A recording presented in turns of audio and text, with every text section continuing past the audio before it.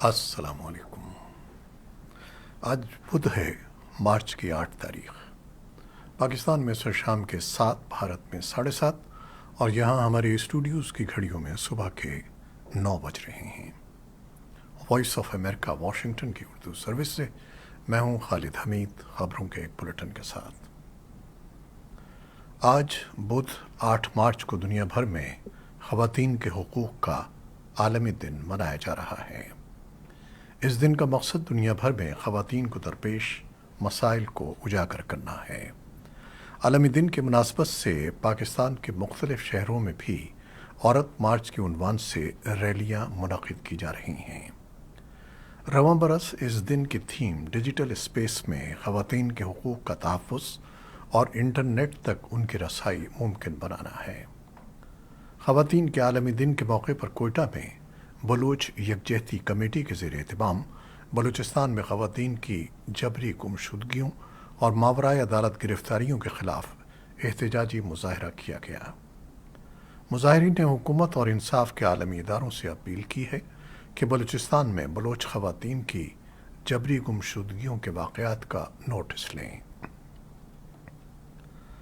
امریکہ نے پاکستان کے سیلاب سے متاثرہ اضلاع کے یونیورسٹی سطح کے طلباء کے لیے 500 نئی اسکالرشپس کا اعلان کیا ہے۔ امریکی محکمہ خارجہ کے ترجمان نیڈ پرائس نے کہا ہے کہ یہ اسکالرشپس طلباء کو اپنی ڈگریاں مکمل کرنے میں مدد فراہم کریں گی۔ ترجمان کا کہنا تھا کہ پاکستان میں ہمارے سفیر ڈونلڈ بلوم نے منگل کے روز اسلام آباد میں ہائر ایجوکیشن کمیشن میں خواتین کے عالمی دن کی تقریب کے ایک حصے کے طور پر ان وظائف کا اعلان کیا۔ امریکہ نے USAID کے توسط سے اعلیٰ تعلیم حاصل کرنے کی قابلیت رکھنے والے ایسے طلباء کو جن کی مالی حالت زیادہ اچھی نہیں ہے، ان کے لیے ان وظائف کا اعلان کیا ہے۔ ہائر ایجوکیشن کمیشن کے ساتھ شراکت میں امریکی حکومت نے میرٹ اور ضرورت پر مبنی اسکالرشپ پروگرام کے تحت 6000 سے زائد وظائف دیے ہیں۔ ترجمان نیڈ پرائس نے بتایا کہ ان میں سے 60% وظائف خواتین کی اعلیٰ تعلیم کے لیے امریکہ کی حمایت کے حصے کے طور پر دیے گئے ہیں۔ پنجاب کی طرح خیبر پختونخوا اسمبلی کے انتخابات کے سلسلے میں گورنر اور الیکشن کمیشن آف پاکستان کی 3 رکنی ٹیم کے مابین پشاور میں بدھ کے روز ہونے والا مشاورتی اجلاس بغیر کسی نتیجے کے ختم ہو گیا۔ اجلاس کے بعد الیکشن کمیشن آف پاکستان نے جاری کردہ بیان میں اجلاس کے بغیر کسی نتیجے کے ختم ہونے کی تصدیق کی ہے، مگر گورنر ہاؤس کی جانب سے ابھی تک کوئی بیان جاری نہیں کیا گیا۔ تاہم خیبر پختونخوا انتظامیہ میں شامل ایک اعلیٰ عہدیدار نے فریقین کے مابین انتخابات کی تاریخ مقرر کرنے کے بارے میں اتفاق رائے پیدا نہ ہونے کی بھی تصدیق کی ہے۔ حزب اختلاف کی سب سے بڑی جماعت پاکستان تحریک انصاف خیبر پختونخوا کے رہنماؤں نے صوبائی گورنر کے انتخابات کی تاریخ نہ دینے کے فیصلے کی شدید مذمت کرتے ہوئے اسے نہ صرف سپریم کورٹ آف پاکستان کے فیصلے سے انحراف بلکہ توہین بھی قرار دیا۔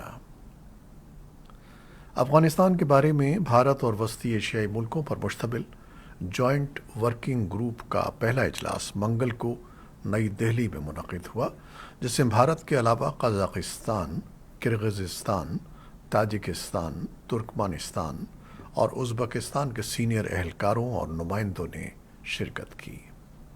اجلاس کے دوران افغانستان کی موجودہ صورتحال پر تبادلہ خیال کیا گیا۔ اس موقع پر ایک مشترکہ بیان جاری کیا گیا جس کے مطابق اجلاس کے شرکاء نے علاقائی دہشت گردی، انتہا پسندی اور منشیات کی تجارت کے خطرے پر گفتگو کی اور ان خطروں سے نمٹنے کے لیے مربوط کوششوں کے امکانات کا جائزہ بھی لیا۔ بیان کے مطابق شرکائے اجلاس نے افغانستان میں ایک ایسے سیاسی ڈھانچے کی تشکیل کی اہمیت پر زور دیا جس میں تمام گروپوں کی حقیقی شمولیت اور نمائندگی ہو اور جو تمام افغان عوام کے حقوق کا احترام کریں اور خواتین، لڑکیوں اور اقلیتی برادریوں کے مساوی حقوق اور تعلیم تک رسائی کو یقینی بنائے۔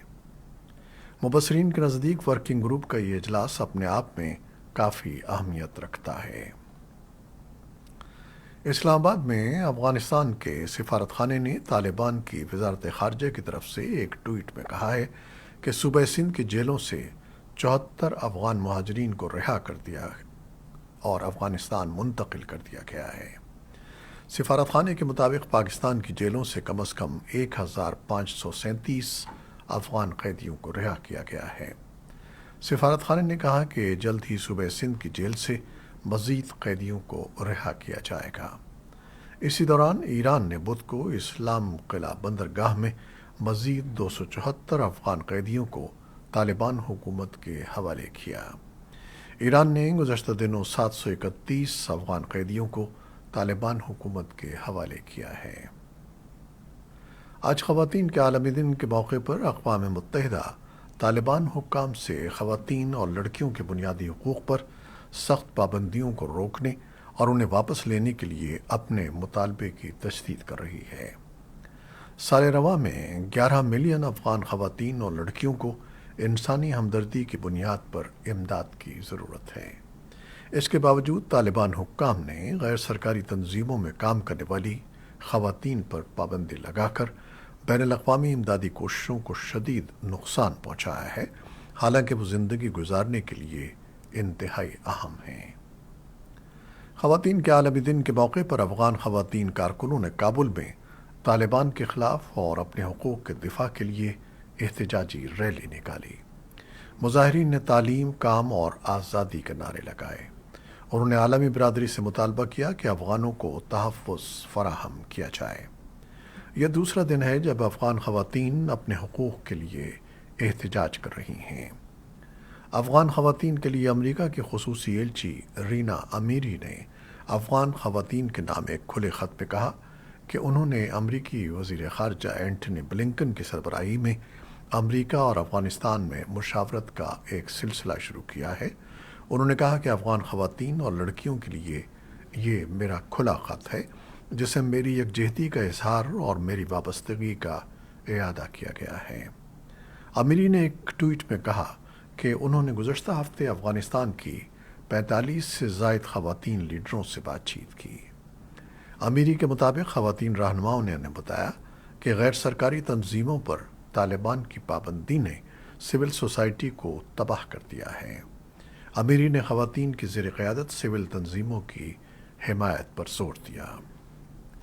بدھ کو سری لنکا میں خواتین کے عالمی دن کے موقع پر سینکڑوں مظاہرین نے ریلی نکالی اور حکومت سے خواتین کے حقوق کے تحفظ کا مطالبہ کیا۔ پولیس نے سڑک بلاک کر دی۔ یہ rally opposition national people's power party کی جانب سے منعقد کی گئی تھی۔ مظاہرین نے بڑھتی ہوئی مہنگائی کے خلاف احتجاج کرنے کے ساتھ ساتھ بلدیاتی انتخابات فوری طور پر ملتوی کرنے کا مطالبہ کیا۔ سری لنکا 7 دہائیوں سے زائد عرصے میں اپنے بدترین معاشی بحران کا سامنا کر رہا ہے اور ڈالر کی کمی نے اشیاء ضروریہ کے درآمدات میں خلل ڈالا ہے، جس کے نتیجے میں باقاعدہ مظاہرے ہو رہے ہیں۔ یورپی یونین کے وزرائے خارجہ بدھ کو اسٹاک ہوم میں جمع ہوئے تاکہ یوکرین کی افواج کو مزید گولہ بارود فراہم کرنے پر زور دیا جائے، جو ان کے ایجنڈے کا حصہ ہے۔ میٹنگ سے پہلے صحافیوں سے بات کرتے ہوئے استونیا کے وزیر دفاع ہانو پیوکارک نے یورپی یونین کے ممالک کو یوکرین کے لیے مشترکہ طور پر گولہ بارود کی خریداری کے لیے رقم فراہم کرنے پر زور دیا۔ انہوں نے یہ دلیل دی کہ اس کوشش سے صنعت کو فروغ ملے گا اور مستقبل میں یورپی یونین کی سلامتی مستحکم ہوگی۔ یورپی یونین کی خارجہ پالیسی کے سربراہ جوزپ بوریل نے صحافیوں کو بتایا کہ دفاعی صنعت کی صلاحیت کو بڑھانے کے لیے مشترکہ کوششوں کے علاوہ یورپی یونین کے اراکین کو چاہیے کہ وہ اپنے موجودہ اسٹاک سے یوکرین کو فوری طور پر گولہ بارود فراہم کریں۔ بوریل نے کہا کہ جو کچھ دستیاب ہے اسے چند ہفتوں میں بھیج دینا چاہیے۔ یوکرین نے اتحادیوں سے خاص طور پر مزید 155 ملی میٹر کے گولے فراہم کرنے کو کہا ہے۔ روس کے ویگنر گروپ کے سربراہ یوگنی پریگوزین نے بدھ کو کہا کہ اس کے یونٹوں نے باخموت شہر کے مشرقی حصے کا کنٹرول سنبھال لیا ہے۔ روس کئی مہینوں سے مشرقی یوکرین کے صوبے دونیتسک کے شہر پر قبضہ کرنے کی کوشش کر رہا ہے۔ پریگوزین نے کہا کہ ویگنر فورسز دریائے باخمود کے مشرق کے تمام اضلاع کو کنٹرول کر رہی ہیں، جو شہر کے تقریباً نصف حصے کی نمائندگی کرتا ہے۔ روس کے وزیر دفاع سرگئی شوئیگو نے منگل کو کہا کہ باخمود پر قبضہ خطے میں مزید جارحانہ کارروائیاں شروع کرنے کے لیے اہم تھا۔ یوکرینی رہنماؤں کا کہنا ہے کہ وہ باخمود میں لڑائی جاری رکھیں گے۔ امریکا کے صدر جو بائیڈن 26 اپریل کو اپنے جنوبی کوریائی ہم منصب یون سک یول کے سرکاری دورے پر ان کا خیر مقدم کریں گے۔ وائٹ ہاؤس کی پریس سیکریٹری کرین ژان پیئر نے منگل کو صحافیوں کو بتایا کہ صدر یون کا دورہ ایسے موقع پر ہو رہا ہے جب امریکا اور جنوبی کوریا اپنے سیکیورٹی اتحاد کی 70ویں سالگرہ منا رہے ہیں۔ یہ اتحاد 1953 میں 3 سالہ کوریائی جنگ کے خاتمے کے بعد تشکیل دیا گیا تھا۔ اس جنگ نے جزیرہ نما کوریا کو کمیونسٹ شمالی کوریا اور جمہوریت نواز جنوبی کوریا میں تقسیم کر دیا تھا۔ یہ دورہ صدر بائیڈن کی علاقائی شراکت داروں کے ساتھ تعلقات استوار کرنے اور چین کی بڑھتی ہوئی فوجی اور اقتصادی موجودگی کے ساتھ ساتھ اقوام متحدہ کی متعدد پابندیوں کے باوجود شمالی کوریا کے مسلسل جوہری اور بیلسٹک میزائل پروگرام کو روکنے کے لیے کی جانے والی کوششوں کا حصہ ہے۔ یون کا دورہ سن 2011 کے بعد کسی جنوبی کوریائی رہنما کا پہلا سرکاری دورہ ہوگا۔ اس سے پہلے لی اومونگ بک سابق صدر باراک اوباما کے دور میں امریکہ آئے تھے۔ امریکہ نے قطر کے نئے وزیر اعظم شیخ محمد بن عبد الرحمن الثانی کو عہدہ سنبھالنے پر مبارکباد پیش کی ہے۔ امریکی وزیر خارجہ اینٹنی بلنکن نے شیخ محمد کے تقرر کا خیر مقدم کیا اور انہیں اور ان نئی کابینہ کے اراکین کو مبارکباد دی۔ انہوں نے بدھ کو ایک ٹویٹ میں کہا کہ وہ قطر کے ساتھ پائیدار شراکت داری پر شکر گزار ہیں۔ اسرائیلی فوج کی مغربی کنارے میں کی جانے والی ایک کارروائی میں 6 افراد ہلاک ہو گئے ہیں۔ ہلاک شدگان میں وہ مبینہ حملہ آور بھی شامل ہے جس نے گزشتہ ماہ 2 یہودی آبادکاروں کو قتل کیا تھا۔ مغربی کنارے میں فلسطینی اتھارٹی کی وزارت صحت کے مطابق اسرائیلی فوج کی کارروائی میں 11 افراد زخمی بھی ہوئے ہیں۔ اطلاعات کے مطابق بدھ کے روز مشرقی شام میں ایک دھماکے میں کم از کم 3 افراد ہلاک ہو گئے۔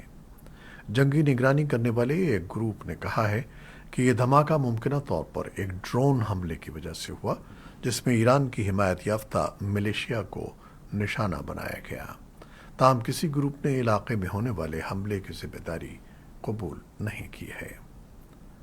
انڈونیشیا کے جزیرے پر موسلادھار بارش ہونے سے ہونے والی لینڈ سلائیڈنگ سے 11 افراد ہلاک اور درجنوں لاپتہ ہو گئے تھے۔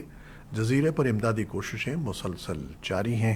آج ایک بحری جہاز 3 زندہ بچ جانے والوں کو لے کر طبی امداد کے لیے بندرگاہ پہنچا۔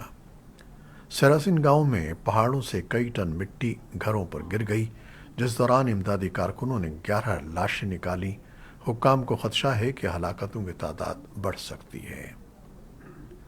بنگلہ دیش کے دارالحکومت ڈھاکہ کے گنجان علاقے میں ایک عمارت کے اندر ہونے والے دھماکے میں 18 افراد ہلاک اور متعدد زخمی ہو گئے ہیں۔ پولیس کے مطابق صدیق بازار کی ایک 7 منزلہ بلڈنگ میں دھماکے سے ارد گرد کی عمارتیں بھی متاثر ہوئیں۔ ڈھاکہ میڈیکل ہسپتال کی ایمرجنسی میں کم از کم 140 زخمی افراد کو لایا گیا۔ فائر سروس کے مطابق 11 فائر یونٹس نے بلڈنگ میں لگی آگ پر قابو پایا۔ دھماکے کی وجہ تاحال معلوم نہیں ہو سکی۔ یہ تھیں وہ خبریں جو فیس بک لائیو پر ہم نے آپ کے لیے پیش کی۔ ہماری ویب سائٹ، یوٹیوب اور پوڈ کاسٹ پر یہ بلیٹن آپ کے لیے پوسٹ کر دیا جاتا ہے۔ آپ ہمارے بلیٹن کو شیئر کرتے ہیں اور اپنے کمنٹس میں اپنی محبتوں کا اظہار کرتے ہیں، جس کے لیے ہم آپ کے بہت ممنون ہیں۔ اپنی ان محبتوں کو جاری رکھیے گا۔